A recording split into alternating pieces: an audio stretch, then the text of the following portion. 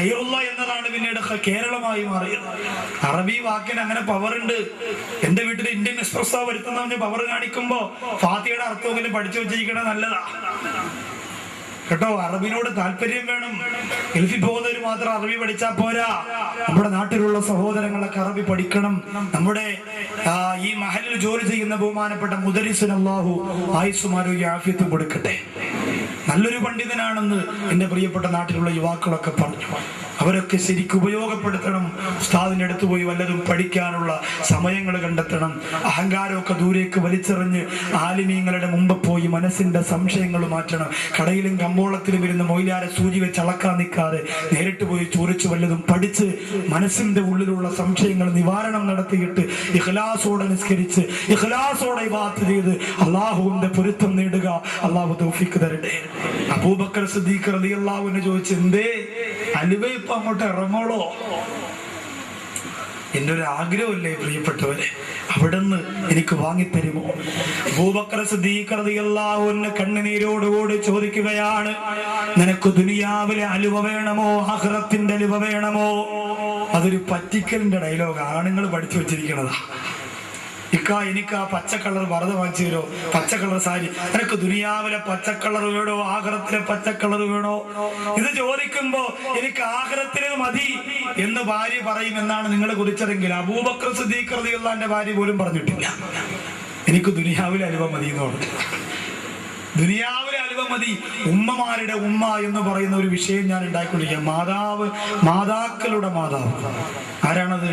ഹവ്വാ ബീവി റളിയല്ലാഹു അൻഹ. ഒരുപാട് ഗുണപാഠമുണ്ട് അവരുടെ ചരിത്രത്തിൽ, ഒരുപാട് ഗുണപാഠം. പ്രത്യേകിച്ച് സ്ത്രീകൾ ഇന്ന് അനുഭവിച്ചു കൊണ്ടിരിക്കുന്ന പല കാര്യങ്ങളുടെയും അടിസ്ഥാനപരമായ ചരിത്രം ഉറങ്ങിക്കിടക്കുന്നത് ഹവ്വാ ബീവി റളിയല്ലാഹു അൻഹയുടെ ചരിത്രത്തിലാണ്.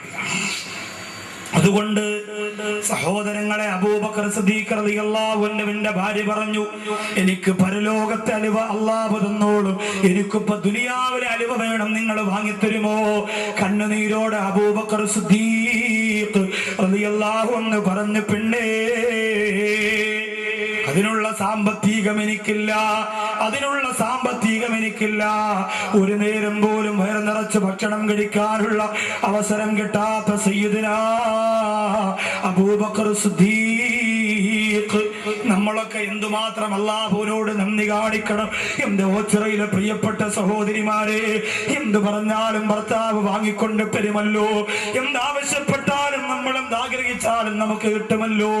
നമ്മുടെ വീടിന്റെ അകത്ത് ഫ്രിഡ്ജിലിരിക്കുന്ന ഭക്ഷണം പോലും എത്രയോ ദിവസങ്ങൾക്ക് ഫ്രൂട്ട്സ് സാധനങ്ങൾ അരിഞ്ഞു വെച്ചിരിക്കുകയാ. അല്ലാഹു ആ ഭക്ഷണത്തിലൊക്കെ ബറക്കത്ത് തരട്ടെ. അബൂബക്കർ സിദ്ദീഖ് റളിയല്ലാഹു അൻഹു പറഞ്ഞു, പെണ്ണേ, അതിനുള്ള സാമ്പത്തികം എനിക്കില്ല പെണ്ണേ, നിനക്ക് അലുവ വാങ്ങിത്തരാനുള്ള സാമ്പത്തികം എനിക്കില്ല. പ്രിയപ്പെട്ട ഭാര്യ, ഭർത്താവ് അങ്ങനെ പറഞ്ഞെങ്കിൽ പിന്നെ മൽപ്പിടുത്തം നടത്താനും, നമ്മുടെ സഹോദരിമാരാണെങ്കിൽ പിന്നെ അപ്പുറത്ത് സൈനവാന്റെ ഭർത്താവിനെ കണ്ടുപിടിക്ക്. ഒരു കഷണം ലഡു ചോദിച്ചതിന് പകരം ഒരു ബേക്കറിയാണ് അവളെ പേരിൽ തുടങ്ങിയത് അയാള് എന്നൊക്കെ പറഞ്ഞുകൊണ്ട് ഡയലോഗ് അടിക്കുന്നു. അബൂബക്കർ സിദ്ദീഖ് തന്റെ ഭാര്യ പറഞ്ഞു, ശരി, അള്ളാഹു പരലോകത്ത് തരട്ടെ എന്ന് പറഞ്ഞ് കണ്ണീർ തുടച്ച് മടങ്ങിപ്പോയി. ഏകദേശം 30 ദിവസങ്ങൾ കഴിഞ്ഞപ്പോൾ അബൂബക്കർ സിദ്ദീഖ് റളിയല്ലാഹു അൻഹു വീട്ടിൽ വന്നപ്പോൾ ഒരു പാത്രം അബൂബക്കർ സിദ്ദീഖ് റളിയല്ലാഹു അൻഹു ഭാര്യ എടുത്ത് മുമ്പ് കൊണ്ടുവച്ച ഒരു പാത്രം, അതിൽ 4 കഷണം അലുവ കഷണമായി മുറിച്ചു വെച്ചിരിക്കുക. ഭാര്യ കൊണ്ടുവന്ന് കൊടുത്തതാ. അബൂബക്കർ സിദ്ദീഖ് റളിയല്ലാഹു അൻഹു ചോദിച്ചു, പെണ്ണേ, ഇതെവിടുന്നാ? അബൂബക്കർ സിദ്ദീഖ് റളിയല്ലാഹു തആല അൻഹുവിന്റെ പ്രിയപ്പെട്ട ഭാര്യ പറഞ്ഞു കൊടുക്കുന്നു, അല്ലയോ അബൂബക്കർ സിദ്ദീഖ്, എല്ലാ ദിവസവും നിങ്ങൾ ചിലവിന് വേണ്ടി കാശ് തരാറുണ്ടല്ലോ, എല്ലാ ദിവസവും എന്റെ വീട്ടിലെ കാര്യത്തിന് വേണ്ടി നിങ്ങൾ പണം തരാറുണ്ടല്ലോ.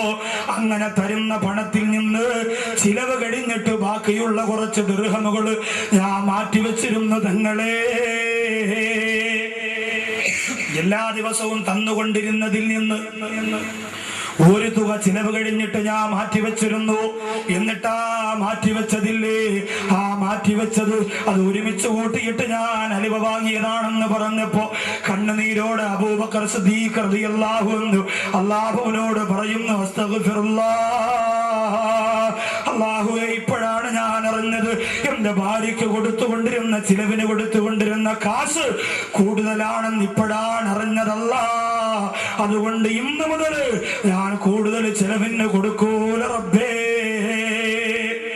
ഇന്നലെ വരെ കൊടുത്തുകൊണ്ടിരുന്നത് കൂടുതലായത് കൊണ്ടല്ലേ അവൾ ആ കാശെടുത്ത് അലുവ വാങ്ങിയത്. അതുകൊണ്ട് ഇന്ന് മുതൽ കൂടുതൽ ഞാൻ കൊടുക്കൂല, അവൾ എടുത്തു മാറ്റിയ കാശ് കുറച്ചിട്ടേ ഞാൻ കൊടുക്കുള്ളൂ എന്ന് സയ്യിദുന അബൂബക്കർ സിദ്ദീഖ് റളിയല്ലാഹു അൻഹു.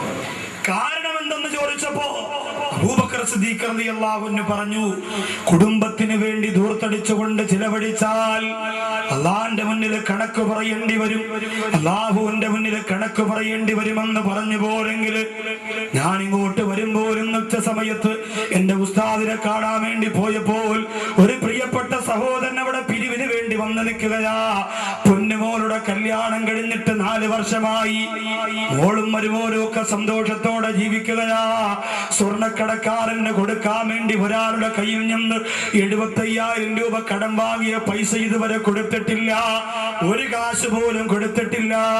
അതുകൊണ്ട് ഉസ്താദേ, അതിനു വേണ്ടി വീടുകൾ തോറും പിരിവിന് വേണ്ടി ഇറങ്ങി നടക്കുകയാണെന്ന് പറഞ്ഞ് കണ്ണുനീരോടെ പിരിവിന് വന്നെങ്കിൽ 50 100 രൂപ എത്ര വീട്ടിൽ നിന്ന് കൊടുക്കുമ്പോഴാ 75,000 രൂപയാകുന്നത് സഹോദര.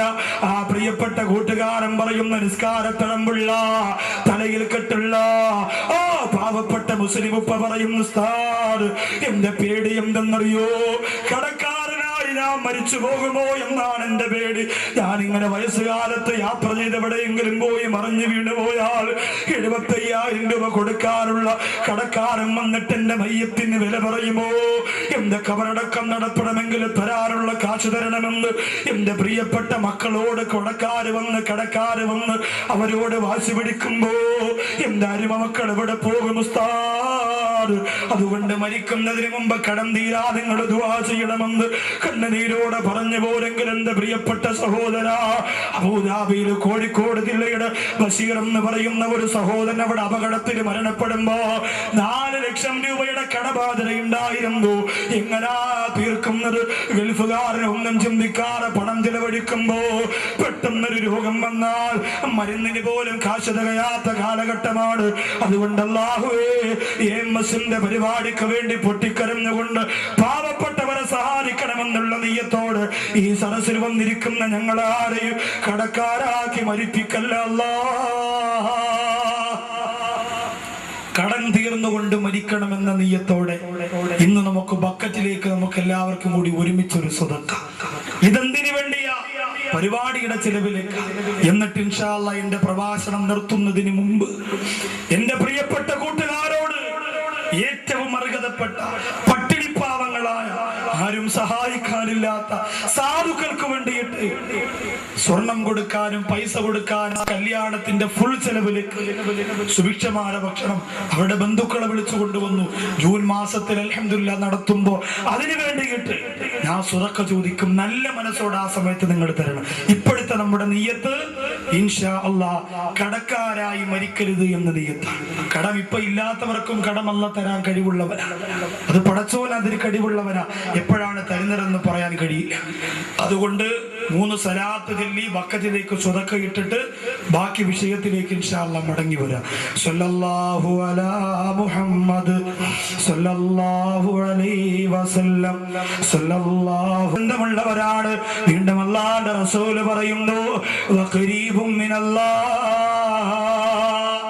ജനങ്ങളോട് അടുത്തുപോയവര് മാത്രമല്ല, ജനങ്ങളോട് അടുത്തുപോയവർ അല്ലാഹുവിനോട് അടുക്കുന്നവരാണ്.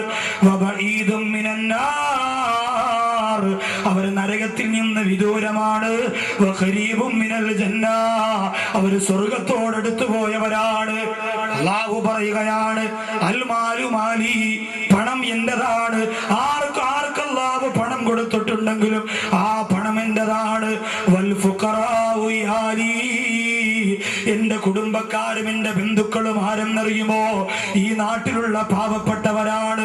അല്ലാഹു പടച്ചതമ്പുരാൻ പറയുകയാണ്, പണം ആരുടെ കയ്യിൽ അല്ലാഹു കൊടുത്താലും അൽ മാലു മാലി, ആ പണം എന്റെ സ്വത്താണ്. പക്ഷേ വൽ ഫുഖറാഉ യാലി.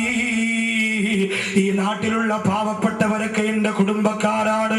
വൽ അഅ്നിയാഉ ഉമ്മാലി. ഈ നാട്ടിലുള്ള പണക്കാരെല്ലാം ഉമ്മാലിയന്റെ ജോലിക്കാരാണ്. അല്ലാഹ് പറയാൻ, നിങ്ങളിൽ അള്ളാഹു കാശ് തന്ന ആരെങ്കിലും ഉണ്ടെങ്കിൽ അവരൊക്കെ അള്ളാഹുവിന്റെ ജോലിക്കാരാണ്. എന്ത് ജോലിക്കാരാ? പള്ളിയില്ലാത്ത സ്ഥലത്ത് പള്ളി വെക്കാൻ, യതീമക്കളുണ്ടെങ്കിൽ അവരെ സഹായിക്കാൻ, പാവപ്പെട്ടവരുണ്ടെങ്കിൽ അവരെ സംരക്ഷിക്കാൻ, അങ്ങനെ ജീവിതത്തിന്റെ എല്ലാ മേഖലകളിലും പണക്കാരെ കൊണ്ട് അള്ളാഹു പടച്ച തമ്പുരാൻ സാധുക്കൾക്ക് വേണ്ടി ജോലി ചെയ്യുന്ന എന്റെ സേവകരാണവരെന്ന് കാരുണ്യവാനായ റബ്ബ് ഖുദ്സിയായ ഹദീസിലൂടെ പ്രവാചകന്റെ നാവിലൂടെ പഠിപ്പിക്കുകയാണ്.